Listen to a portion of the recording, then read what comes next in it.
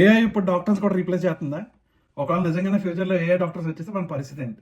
మనం నిజంగానే ఏ డాక్టర్ దగ్గరికి వెళ్ళి ట్రీట్మెంట్ తీసుకుంటావా? నా దగ్గర ఒక ఇంట్రెస్టింగ్ స్టోరీ ఉంది. ఈ స్టోరీ ఏంటంటే, అలెక్స్ అని చెప్పేసి ఒక 4 years old కిడ్ది. ఆయనకి ఒక క్రానిక్ పెయిన్ ఉన్నది. వాళ్ళ మదర్ డాక్టర్ని కన్సల్ట్ అయ్యారు. ఆమె 1 కాదు, 2 కాదు, 3 కాదు, 17 మంది డాక్టర్స్ని కన్సల్ట్ అయింది. అండ్ 3 years ట్రీట్మెంట్ ఇప్పించింది. డాక్టర్స్ మార్పించుకుంటూ అది కాదు ఇది కాదు అనుకుంటా 3 years ట్రీట్మెంట్ ఇప్పించింది. అయినా కూడా ప్రాబ్లమ్ సాల్వ్ అవ్వలేదు. And no doctor is able to tell what is the actual cause of the problem and what is the actual solution. ఏమి 3 సంవత్సరాలు చేసిన రిపోర్ట్లు ఏవైతే ఉన్నాయో ఆ రిపోర్ట్లు అన్నీ తీసుకొని వెళ్ళి చాట్‌జీపీటీకి ఇచ్చింది.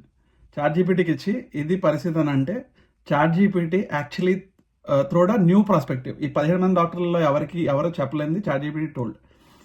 ఈ సిమ్టమ్స్ చూస్తుంటే ఇదేదో థిథ్రాయిడ్ కార్డ్ సిండ్రోమ్లా ఉంది అని చెప్పి ఒక పర్స్పెక్టివ్ ఇస్తే, ఆ డయాగ్నోసిస్ తీసుకొని వెళ్ళి వాళ్ళ మదర్ ఒక న్యూరో సర్జన్ కలిశారు.